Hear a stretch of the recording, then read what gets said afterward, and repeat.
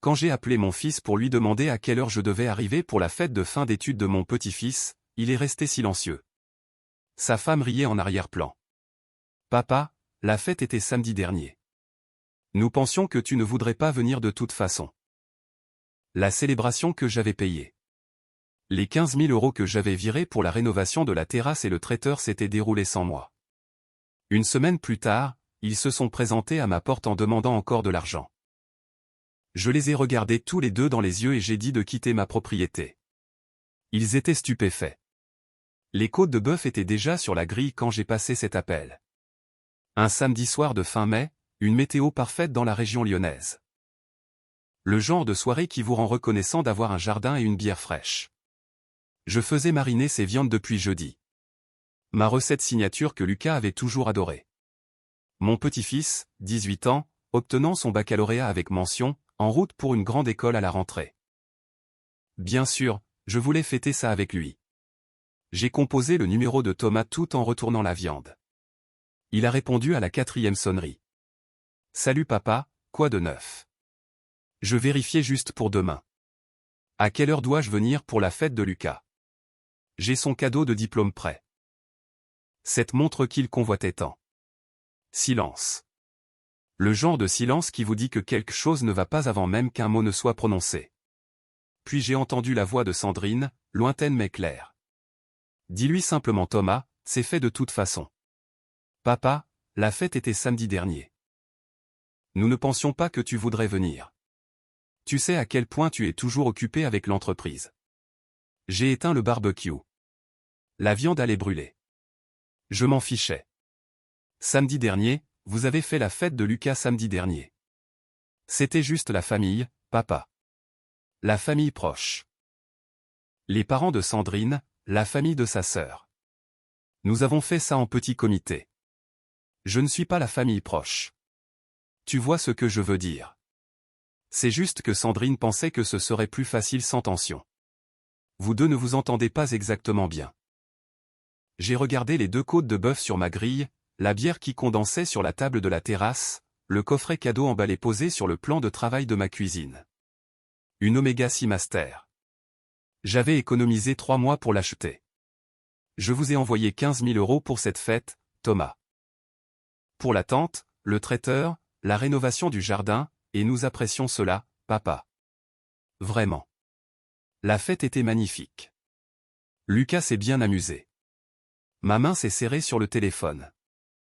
40 ans dans le secteur de la plomberie vous apprennent à rester calme quand les tuyaux éclatent et que les sous-sols sont inondés. La panique ne mène à rien. Mais ce n'était pas une rupture de canalisation. C'était mon fils qui me disait que j'avais financé ma propre exclusion. Ne me rappelle plus, Thomas. Ni l'un ni l'autre. J'ai raccroché avant qu'il ne puisse répondre. La viande est partie à la poubelle. J'ai versé la bière dans l'évier. Puis j'ai marché jusqu'à mon bureau, je me suis assis et j'ai commencé à faire une liste. Des chiffres, c'est ce dont j'avais besoin. Pas d'émotion, pas de colère, des faits et des chiffres. La langue que j'avais parlée pendant 4 décennies en bâtissant les plomberies Bernard, d'un seul camion à 3 agences dans la région lyonnaise. J'ai ouvert mon classeur, j'ai sorti le dossier que je gardais sur Thomas. Chaque virement, chaque document de prêt que j'avais été trop tendre pour faire rembourser. Je les ai étalés sur mon bureau et j'ai commencé à calculer. Les études d'abord, une école de commerce privée, 4 ans. J'avais couvert les frais de scolarité, le logement, la nourriture, les livres, l'argent de poche. Thomas avait travaillé dans un café de campus pour se payer ses sorties pendant que je payais tout le reste. Total envoyé, une fortune. Après l'obtention de son diplôme, il avait voulu lancer une agence d'événementiel avec Sandrine. Ils sortaient ensemble depuis la fac et elle avait des contacts dans la bourgeoisie locale. Je m'étais assis dans leur appartement alors qu'il me montrait un plan d'affaires rempli de graphiques élégants et de projections optimistes. Ils avaient besoin de 60 000 € pour les frais de démarrage, les bureaux, l'équipement, le marketing, les dépenses de fonctionnement jusqu'à ce qu'il se constitue une clientèle. L'entreprise a duré 11 mois. Thomas m'a appelé un mardi après-midi pour dire qu'il fermait. Le marché est juste trop compétitif en ce moment, papa. Mais nous avons tellement appris. Ce n'était pas du gâchis. 60 000 €. Pas du gâchis. Ensuite est venu l'apport pour la maison. Thomas et Sandrine attendaient Lucas et ils avaient besoin d'espace. Un bel endroit à Écully, de bonnes écoles, un quartier sûr. Pourrais-je aider pour l'apport? Juste assez pour qu'ils s'installent dans quelque chose de convenable pour une famille. Je suis allé aux visites avec eux, j'ai regardé Sandrine tomber amoureuse de la villa avec garage triple. Ses yeux s'illuminaient devant la cuisine de chef, la suite parentale, le sous-sol aménagé. C'est celle-là, Thomas. Je le sens. Apport personnel, 85 000 €. J'ai co-signé l'hypothèque parce que le dossier de Thomas n'était pas assez solide seul. Les chiffres continuaient de grimper. Prêt mensuel qui n'était jamais remboursé, réparation de voiture, facture médicale, frais de scolarité privée pour Lucas quand l'école publique n'était pas assez bien pour les standards de Sandrine. Un voyage en Italie pour leur 10e anniversaire parce qu'ils avaient besoin de se retrouver en tant que couple. J'ai créé un tableau Excel, une colonne pour la date, une colonne pour le montant, une colonne pour le motif donné. Le total est apparu en bas comme un verdict. Près de 400 000 € sur 18 ans. Sans compter les traites de la maison que j'avais couvertes quand Thomas traversait des passes difficiles. Sans compter les courses que j'avais achetées, les dîners que j'avais payés, les vacances que j'avais financées. Je me suis adossé à ma chaise et j'ai regardé ce chiffre briller sur mon écran. Presque 400 000. Et je n'avais même pas pu être invité à la fête de mon petit-fils. Le téléphone a vibré sur mon bureau. Le nom de Thomas. Je l'ai mis en sourdine. Il a vibré encore et encore. 3 appels en 10 minutes. Puis un SMS. Papa, je pense qu'il y a eu un malentendu. Pouvons-nous parler? Je n'ai pas répondu. Au lieu de cela, j'ai cherché un avocat spécialisé en succession. Lundi matin, j'attendais devant le cabinet de Maître Martin quand ils ont ouvert à 8 heures. Isabelle Martin gérait mes contrats commerciaux depuis 15 ans. Elle savait comment protéger les actifs. Jean-Pierre, c'est inattendu, elle m'a fait signe d'entrer dans son bureau, a fermé la porte. Tout va bien avec l'entreprise. L'entreprise va bien. C'est personnel. J'ai posé mon dossier sur son bureau. Je dois créer une fiducie irrévocable. Tout ce que je possède, l'entreprise, la maison, les comptes de retraite, tout va à des œuvres de charité. À ma mort, mon fils ne reçoit rien. Les sourcils d'Isabelle se sont levés, mais sa voix est restée professionnelle. C'est une décision importante. La loi française comporte des règles strictes sur l'héritage, mais nous pouvons structurer cela pour que vos actifs bénéficient à une fondation, cependant, ces actes sont définitifs une fois exécutés. Êtes-vous certain? Absolument certain. Pouvez-vous me dire ce qui s'est passé? Je lui ai donné la version courte. La fête de fin d'études que j'ai financée mais où je n'ai pas été invité. Les 18 ans de soutien financier qui ne m'ont apporté que du mépris. La belle-fille qui m'avait systématiquement séparé de mon fils unique tout en dépensant mon argent. Isabelle a pris des notes.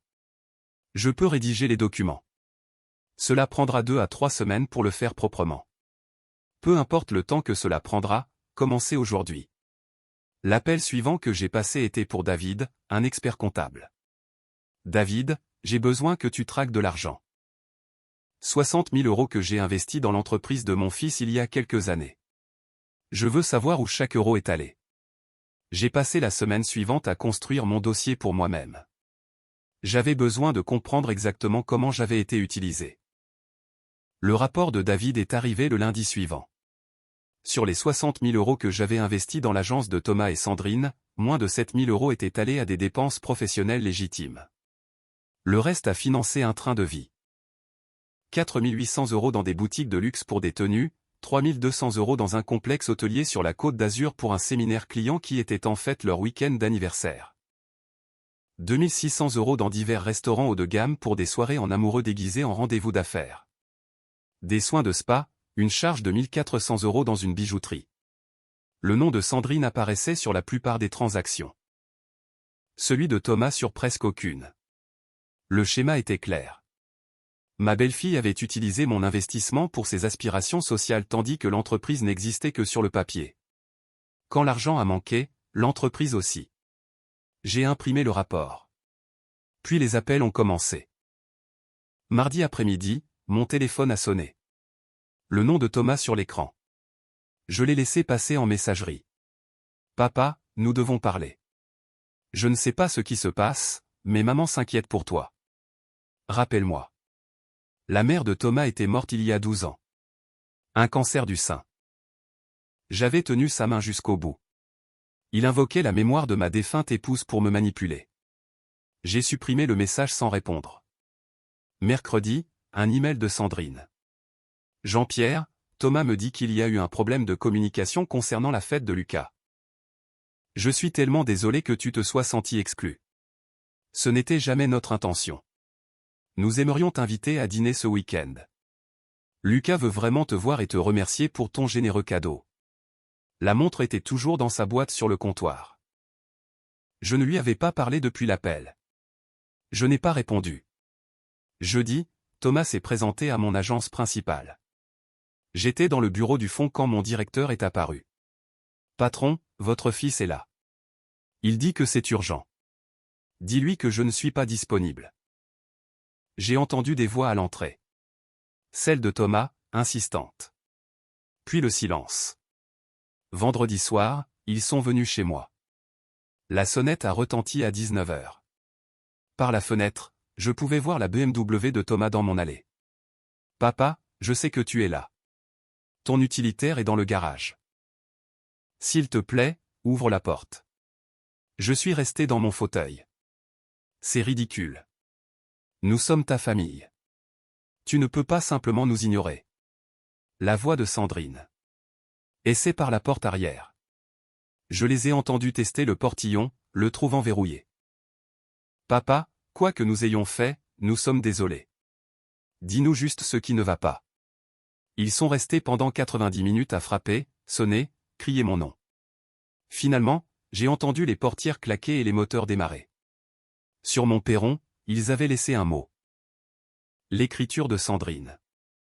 Jean-Pierre, nous ne comprenons pas ce qui arrive, mais nous t'aimons. S'il te plaît, appelle-nous. Thomas est dévasté. Lucas demande après son grand-père. Ne les punis pas pour ce que j'ai mal fait. Sandrine. Quoi qu'elle ait mal fait, elle le savait. J'ai jeté la note au recyclage. La deuxième semaine a apporté une escalade. Lundi matin, une lettre recommandée est arrivée. Cabinet d'avocat. Cher Monsieur Bernard. Nos clients, Thomas et Sandrine Bernard, ont retenu notre cabinet concernant des questions financières familiales. Nos clients allèguent que vous avez pris des engagements de soutien financier continu, créant une attente raisonnable d'assistance. Votre décision de mettre fin à la communication a causé une détresse émotionnelle et financière. Nous demandons une réunion pour discuter de la restauration de la relation familiale. J'ai photographié la lettre et je l'ai envoyée à Isabelle. Sa réponse est arrivée vite. Ils n'ont aucun dossier juridique. La loi française vous permet de disposer de votre argent de votre vivant. C'est de l'intimidation. Cet après-midi-là, j'ai consulté Facebook. Le message de Sandrine était en haut de mon fil. Je n'aurais jamais pensé devoir écrire cela, mais mon beau-père a coupé les ponts avec toute notre famille sans explication. Mon mari Thomas a le cœur brisé. Notre fils Lucas vient d'avoir son bac et son grand-père ne répond plus. Pendant 18 ans, Jean-Pierre a fait partie de nos vies. Maintenant, nous sommes des étrangers. Si quelqu'un a des conseils sur la façon de gérer un membre de la famille qui choisit l'argent et l'orgueil plutôt que l'amour. Les commentaires affluaient. Tellement désolé. Certaines personnes veulent tout contrôler. Couper les ponts avec les petits-enfants est impardonnable. Reste forte. On vous envoie de l'amour. C'est de la maltraitance émotionnelle. J'ai parcouru les réponses. Pauvres Thomas et Sandrine, victimes d'un vieil homme sans cœur. Pas un mot sur les 400 000 €. Pas une mention de la fête financée par l'homme qui n'avait pas été invité. Juste une victimisation orchestrée. J'ai fermé l'application. Mercredi, mon associé Jacques m'a appelé. Jean-Pierre, j'entends des choses. Sandrine a parlé à des gens. Elle a dit que tu étais erratique, que tu prenais des décisions irréfléchies. Elle a mentionné une inquiétude concernant ton état mental, suggérant que le deuil de ta femme te rattrapait. Jacques a fait une pause. Je ne crois rien de tout cela, mais je voulais que tu l'entendes. Merci de m'avoir prévenu. La campagne de dénigrement avait commencé. Sandrine se battait pour sa réputation. Jeudi, Isabelle a trouvé quelque chose. Le dossier de crédit de Thomas et Sandrine. Des dettes de cartes de crédit s'élevant à plus de 50 000 € accumulées malgré mon soutien. Ils vivent au-dessus de leurs moyens depuis des années, a dit Isabelle. Quand vous ralentissez le soutien, ils se tournent vers le crédit. Et maintenant, ils ont besoin de plus d'argent. Tout cela est une pression pour relancer le flux. Ils ne pleurent pas une relation. Ils essaient de récupérer ce qu'ils pensent leur être dû. J'ai repensé à la dernière fois que j'avais vu Lucas. Noël. Il était distant, collé à son téléphone. Quand je lui ai donné son enveloppe de 500 €, il a à peine levé les yeux. Merci papy. Pas de câlin, aucun intérêt. La signature de la fiducie a eu lieu un mardi. Avec ces signatures, vos actifs sont définitivement désignés pour la Fondation des métiers de France à votre décès, a dit Isabelle. La Fondation financera des bourses pour les jeunes dans les métiers manuels. J'ai signé chaque page. J'ai regardé l'héritage de mon fils disparaître dans quelque chose qui aiderait réellement les gens. Votre fils n'a aucun droit légal sur ses actifs. Bien. 3 jours plus tard, Thomas et Sandrine étaient encore au magasin. Patron, ils disent qu'ils ne partiront pas tant que vous ne leur aurez pas parlé. Je suis arrivé 20 minutes plus tard. Thomas avait l'air épuisé, Sandrine avait des cernes. Papa. Thomas a fait un pas vers moi. Enfin. Parlons dans mon bureau. Je ne leur ai pas proposé de s'asseoir. Vous avez 5 minutes. Papa, cela est allé trop loin. La voix de Thomas tremblait. Nous sommes désolés. Sandrine s'est avancée. Jean-Pierre, il y a eu un terrible malentendu au sujet de la fête. Nous n'avons jamais voulu te blesser. Nous t'aimons. Nous sommes ta famille. Famille. J'ai laissé le mot flotter. Laissez-moi vous dire ce que je sais de la famille. J'ai sorti mon dossier, le tableur, le rapport de David, les dettes, la lettre de leur avocat. 400 000 €. C'est ce que je vous ai donné en 18 ans. Études, apport pour la maison, facture, prêt jamais remboursé. Le visage de Thomas est devenu livide. Papa, nous avions l'intention de te rembourser. L'entreprise dans laquelle j'ai investi, j'ai fait tracer chaque euro. Vous voulez savoir ce qu'il a trouvé. Je leur ai montré les achats de luxe, les séjours en Thalasso, la bijouterie. Moins de 7 000 € sont allés à des dépenses professionnelles.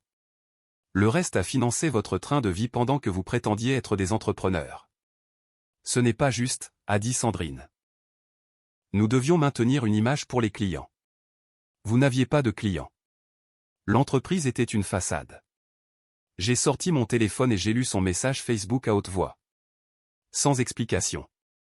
C'est ce que tu as dit à tout le monde. Pauvre Sandrine, victime d'un vieil homme sans cœur.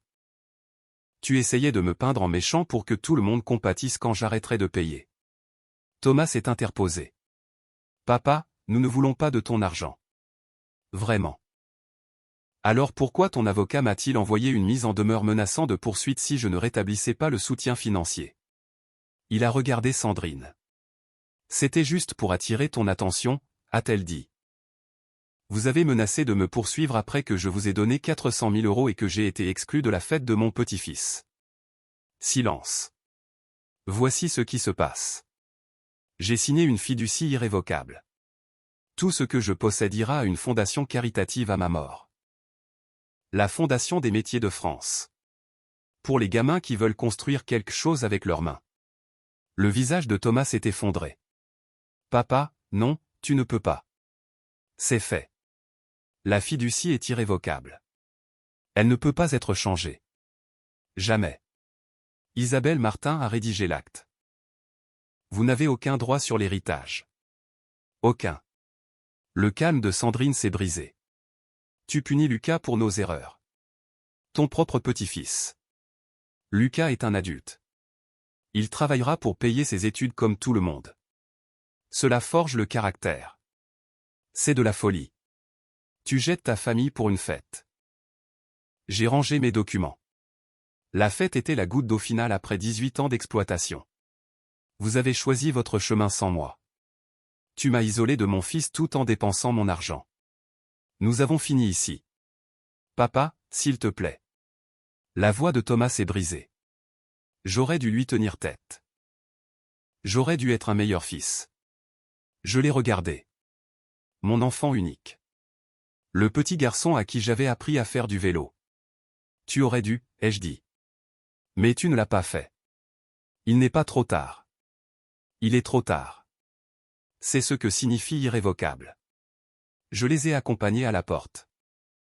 Thomas pleurait. Sandrine se tenait rigide, calculant déjà la suite. Adieu, Thomas. J'ai fermé la porte. Isabelle m'a envoyé un SMS. Comment ça s'est passé? Je vais bien, j'ai tapé. Pour la première fois depuis longtemps, je vais vraiment bien.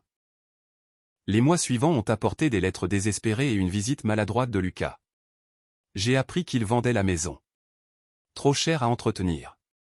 Lucas irait à l'université publique. La BMW a été échangée pour une petite voiture. Ils apprenaient à vivre selon leurs moyens. 18 ans trop tard. L'entreprise prospérait. J'ai parrainé 3 apprentis via la fondation. Un soir d'octobre, je me suis assis sur ma terrasse, regardant le soleil se coucher sur les collines. Ma femme aurait compris. Mon téléphone était silencieux. Plus d'obligations, plus de culpabilité. J'avais donné à mon fils chaque opportunité. Il avait choisi différemment. La fondation aiderait des jeunes qui apprécient le travail. Cet héritage signifiait plus qu'un héritage de sang. Je me suis assis dans le silence paisible, regardant la nuit s'emparer du paysage. Cette histoire nous plonge au cœur d'un dilemme familial universel mais poussé à son paroxysme, la manipulation émotionnelle liée à l'argent. Ce récit montre avec force qu'être parent ne signifie pas être une source de revenus inépuisables, surtout face à l'ingratitude. Le choix de ce père de transformer sa déception en une action caritative pour les métiers manuels est une magnifique leçon de dignité. Il refuse d'être une victime et choisit de valoriser le travail et l'effort, des valeurs que son fils semble avoir oubliées. La réaction de la belle-fille, tentant de contrôler le récit sur les réseaux sociaux, est très actuelle et montre comment la pression sociale est utilisée comme une arme. En fin de compte, la tranquillité d'esprit retrouvée par ce grand-père vaut bien plus que les 400 000 € évaporés. C'est une réflexion profonde sur ce que nous devons réellement à nos enfants et sur la manière de protéger son propre bonheur face à la toxicité familiale. Que pensez-vous de la décision radicale de Jean-Pierre? Pensez-vous qu'il a eu raison de déshériter son fils pour lui apprendre la valeur de la vie, ou aurait-il dû laisser une dernière chance à sa famille malgré leur trahison? Dites-le moi en commentaire.